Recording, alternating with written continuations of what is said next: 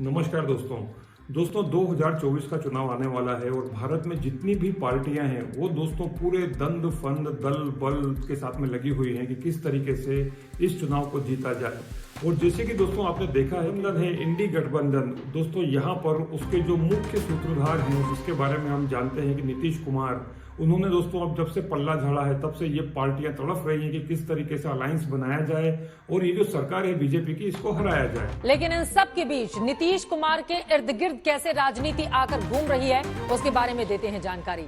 नीतीश के बार बार एनडीए में शामिल होने की अटकलें लगती रहती हैं। आज एक दीक्षांत समारोह में नीतीश कुमार प्रधानमंत्री नरेंद्र मोदी की तारीफ करते नजर आए, तो वहीं बीजेपी को अपना जिगरी दोस्त करार दिया। अब जितने लोग हमारे हैं सब साथी है, छोड़िए ना भाई, हम अलग हैं आप अलग है, छोड़ो देखने से कम।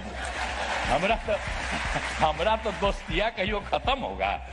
जब तक हम जीवित रहेंगे आप लोगों के साथ भी मेरा संबंध रहेगा, चिंता मत करिए। और सब मिल करके सब हो करके इसको तेजी से करवा दीजिए और खूब बढ़िया हो जाएगा, तो इतना खुशी होगी और खूब अच्छा लगेगा। दोस्तों यहाँ पर एक बहुत इंपॉर्टेंट चीज है जो मैं आप सबको बताना चाहता हूँ कि जिस तरीके से ये सारी पार्टियां एक साथ होकर के लामबंद होकर के मोदी सरकार या बीजेपी को हराने के लिए दोस्तों लगी हुई हैं कि किस तरीके से हम गठबंधन बना लें, किस तरीके से हम ज्यादा से ज्यादा लोगों को इन्फ्लुएंस कर सकें और किसी न किसी तरीके से बीजेपी को कैसे हराया जाए।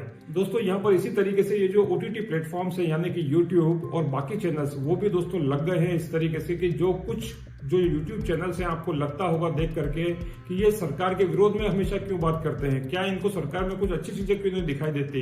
ये दोस्तों बहुत अच्छा होता है कि सरकार की कमियों को गिनाना, ताकि सरकार इसके बारे में जान सके, उनकी आंख खुल सके और वो सही रास्ते पर चल सके।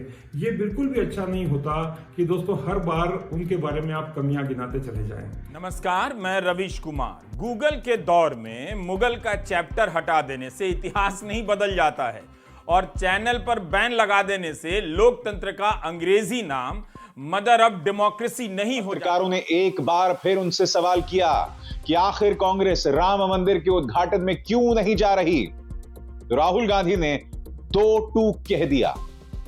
यह समारोह दरअसल मोदी समारोह हो गया है, नरेंद्र मोदी फंक्शन। लेकिन अब ये प्रोटेस्ट क्यों? नॉर्थ इंडिया के फार्मर्स चाहते क्या है और सरकार उन्हें वो जो चाहते हैं वो दे क्यों नहीं देती? क्या ये प्रोटेस्ट है या फिर इलेक्शन से पहले होने वाला ब्लैकमेल? अगर एमएसपी पर खरीदना कंपलसरी हो गया तो इसका फाइनेंशियल बर्डन 10 लाख करोड़ के आसपास होगा। ये उतना ही है जितना हम हर साल इंफ्रास्ट्रक्चर डेवलपमेंट के लिए खर्च करते हैं और ये आप ही के टैक्स के पैसों से आता है। This will be 1/4 of our annual budget. आज हम ही नहीं, कई एक्सपर्ट्स भी मानते हैं कि एमएसपी को लीगल गारंटी बनाना किसानों के लिए फायदेमंद नहीं बल्कि नुकसानदायक है। तो यहाँ पर किसी भी देश के प्रधानमंत्री के लिए या किसी भी देश के राष्ट्र अध्यक्ष के लिए ऐसे शब्दों का प्रयोग करना कि वो बहुत ही ज्यादा बेशर्म है, उन्होंने बेशर्मी से इस चीज का जवाब दिया, ये दोस्तों बिल्कुल भी यहाँ पर दोस्तों जस्टिफाइड नहीं होगा। प्रधानमंत्री मोदी ने 2019 की इलेक्शन से पहले बड़ी ही बेशर्मी से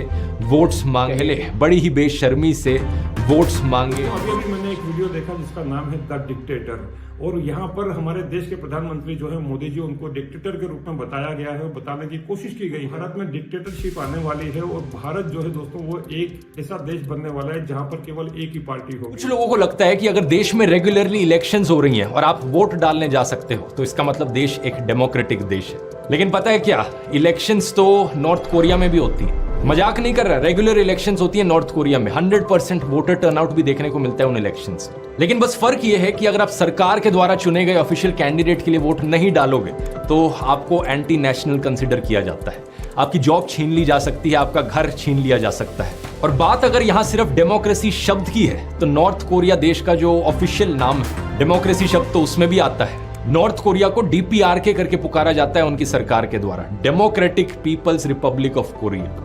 लेकिन सच्चाई क्या है तो ये देश एक डिक्टेटरशिप ही। सिमिलरली रशिया को भी एक डिक्टेटरशिप कंसिडर किया जाता है, लेकिन इलेक्शंस तो वहां भी होती है। बस फर्क ये है कि जो भी कैंडिडेट पुतिन के खिलाफ खड़ा होता है वो किसी ना किसी कारण से कभी उसको डिस्क्वालीफाई कर दिया जाता है, कभी वो अचानक से मार दिया जाता है।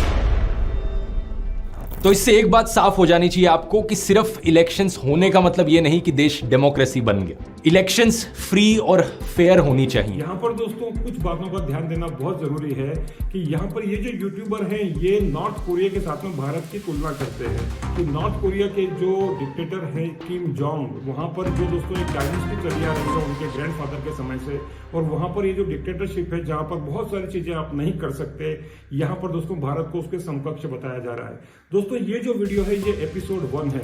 यहाँ पर दोस्तों हम एक एक करके हर एक बिंदु का खुलासा करेंगे कि क्या सही है और क्या गलत है।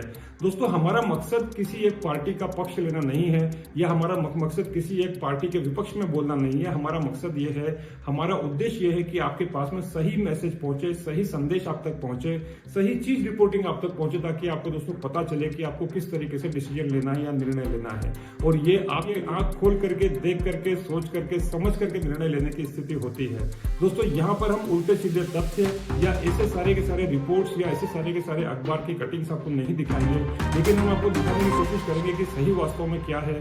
तो दोस्तों जानने की कोशिश करते हैं इस वीडियो के माध्यम से कि क्या नरेंद्र मोदी या बीजेपी सरकार या भारत सरकार को किम जोंग की सरकार जो कि नॉर्थ कोरिया में उसके समकक्ष बताना ठीक है। तो दोस्तों आज हम इसी की बात करते हैं। तो दोस्तों ये एक वीडियो है जो आप देखने वाले हैं अभी यहाँ पर।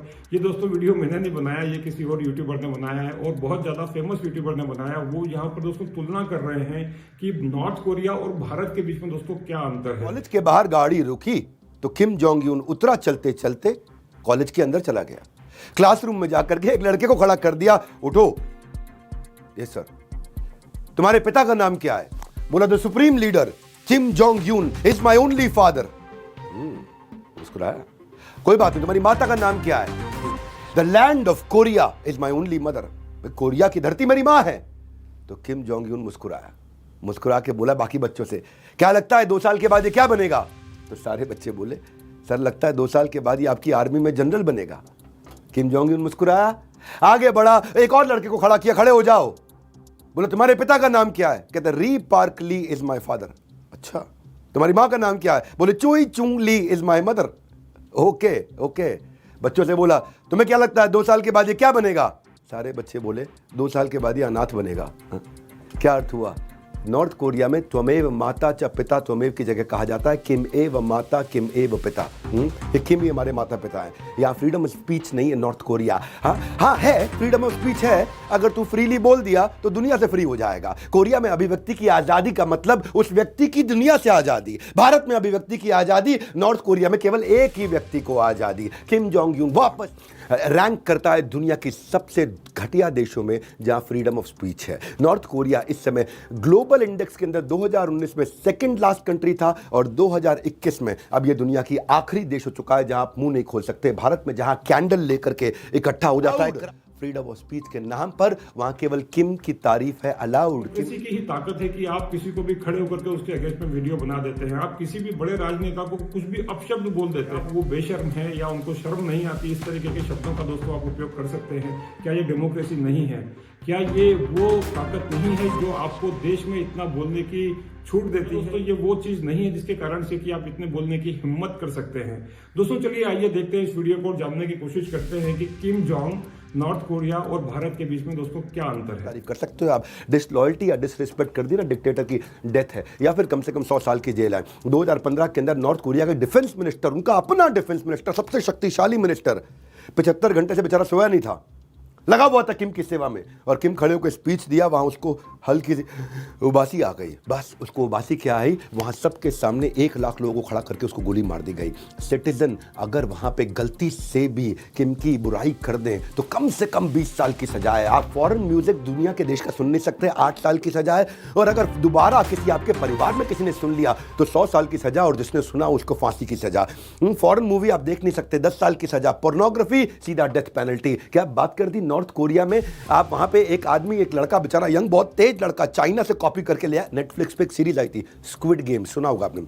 कॉपी करके लिया, पेन ड्राइव बेच रहा था, कमाई के चक्कर में पड़ गया, 100 साल की जेल दे दी उसको। यहां अपने मन मर्जी से हम अपने देश में प्लेलिस्ट बनाते हैं, कबीरा भी सुनते हैं, शकीरा भी सुनते हैं। अपनी प्लेलिस्ट बनाते हैं, कबीरा सुनते हैं, शकीरा सुनते हैं। हम इतने ब्लेस्ड हैं, नहीं सप्रेस्ड हैं। फ्रीडम की बात करें, इंडिया एकदम बेस्ट है। यहाँ हम फॉरेन मूवीज को देखने के लिए शान से जाते हैं, वहाँ देखने पर जान से जाते हैं। यहां इंटरनेशनल कॉल, आज नॉर्थ कोरिया के अंदर बहुत बड़ा क्राइम है। 49 साल का एक आदमी जो साउथ कोरिया में अपने रिश्तेदार को फोन करने का ट्राई कर रहा था, उसको फांसी की सजा दे दी। इंडियन मोबाइल में सिम का नेटवर्क चलता है, कोरिया के मोबाइल में किम का नेटवर्क चलता है, किम जॉन्ग यूंग। इनके हिसाब से हमारे जो परिवार है वो भगवान है, यहाँ और कोई भगवान नहीं है। नॉर्थ कोरिया में हर आदमी को गवर्नमेंट अप्रूव्ड उनका चित्र, उनके पिता का और उनके दादा का चित्र अपने घर में लगाना है। इंस्पेक्टर आके रैंडम विजिट कर लेगा। सबसे बड़ी दीवार पर लगाना है।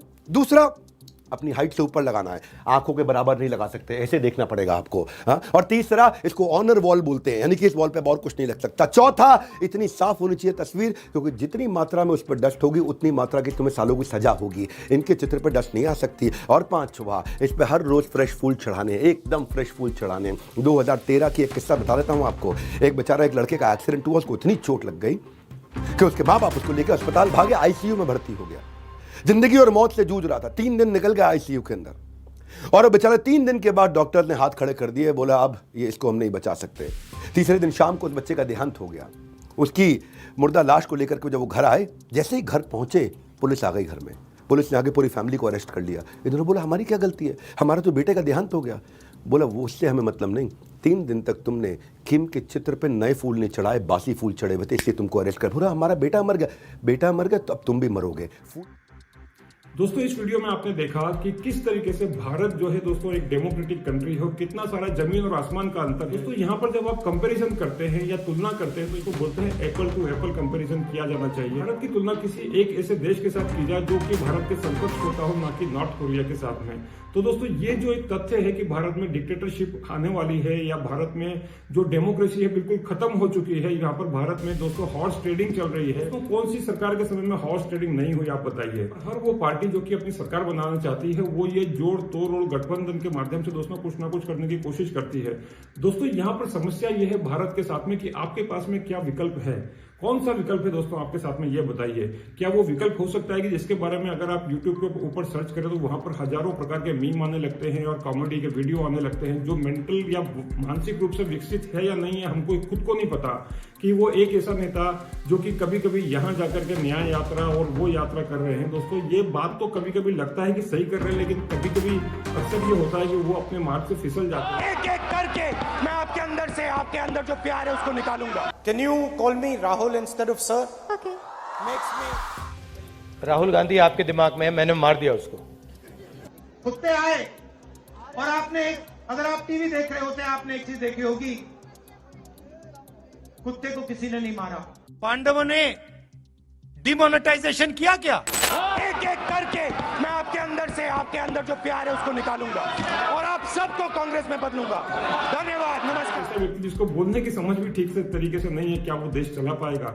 ये दोस्तों अपने आप में एक बहुत बड़ा प्रश्न चिन्ह है कि हमारे देश के पास में दूसरा कोई विकल्प है नहीं। और दोस्तों, किस सरकार में या किस व्यक्ति में कमियां नहीं होती। दो इंपॉर्टेंट चीज ये है कि आप क्या देखते हैं। दोस्तों, गिलास आधा भरा हुआ है या गिलास आधा भरा हुआ है या गिलास आधा खाली है, ये आपके दृष्टिकोण पे दोस्तों निर्भर करता है। दोस्तों, मैं ये संदेश देना चाहता हूँ हर उस यूट्यूबर को जो कि इस तरीके के वीडियो बनाते हैं और भारत सरकार के विरोध में हमेशा बोलना, ढूंढ ढूंढ करके कमियां निकालना और दोस्तों इसको लोगों के सामने रखना और ब्रेन वॉश करने की कोशिश करना। जो रिपोर्टर होते हैं, जिम्मेदार जो पत्रकार होते हैं, जो यूट्यूबर होते हैं, वो सही चीज आपके सामने रखते हैं और आपको दोनों पक्ष दिखाते हैं और आपको बताते हैं कि आपको निर्णय क्या लेना है। तो दोस्तों, आपसे निवेदन है कि आप ये जो सीरीज है इसको दोस्तों ध्यान से देखते रहिए। हम एक एक करके हर एक पॉइंट जो है, बिंदु जो है, उसके बारे में बात करेंगे। जो ज्यादा लंबा ना हो जाए दोस्तों, इसीलिए इसको यहीं पर विराम देते हैं। अगले वीडियो में इसकी जो एपिसोड की जो दूसरी जो कड़ी है उसको देखना ना भूलिएगा। हमारे चैनल को सब्सक्राइब कीजिए और देखते रहिए dear life by Pankaj Sharma.